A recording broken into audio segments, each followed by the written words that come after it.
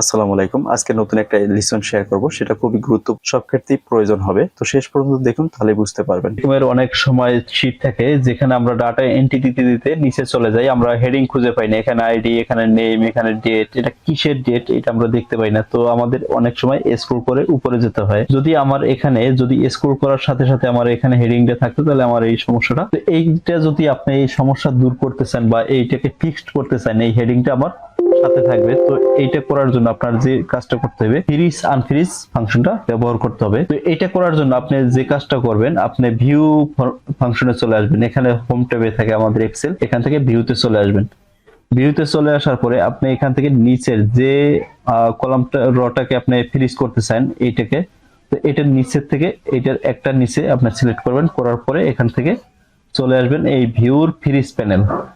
এখানে ক্লিক করলে দেখুন, আমি যদি এখানে ক্লিক করি, এখানে দেখুন ফ্রিজ প্যানেল, এটাকে যদি আমি সিলেক্ট করার পরে এখানে ক্লিক করি, এটা ফিক্সড হয়ে যাবে। ফ্রিজ র, ফ্রিজ কলাম, আপনি যদি কলাম করেন তাহলে সেক্ষেত্রে ডানে বামে এদিকে এই যে আইডি নাম্বার এটা ফ্রিজ হয়ে থাকবে। আমি এই ফ্রিজ প্যানেলে ক্লিক করলাম। দেখুন, আমি যদি এখন ডাটা এন্ট্রি দেওয়ার জন্য নিচে যাই, দেখুন আমার এখানে ফিক্সড হয়ে আছে এই যে আমার হেডিংটা। তো এখন যদি আমি এখানে এন্ট্রি করি, সেক্ষেত্রে আমার কোনো সমস্যা হবে না।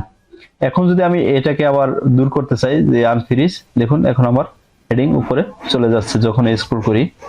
তো এটাকে আমরা যদি এইভাবে আবার ফ্রিজ করে দেই, এখন আমরা নিচের দিকে এন্ট্রি করতে পারবো। আমি বারবার দেখানোর কারণ হচ্ছে আপনারা যাতে বুঝতে পারেন। আমি একবার বলে গেলে অনেকেই বুঝতে পারেন না, যার কারণে আমি বারবার রিপিট করতেছি।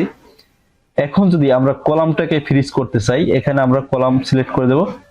সিলেক্ট করার পরে এখান থেকে আমরা ফ্রিজ ফার্স্ট কলাম, এখানে যদি ক্লিক করে দেই, দেখুন আমরা যদি এদিকে এন্ট্রি করতে যাই ডাটা এদিকে, সেক্ষেত্রে আমাদের আইডি নাম্বার খুঁজে পাই না, যদি আমরা এরকম করে ভিতরে ঢুকে যাই।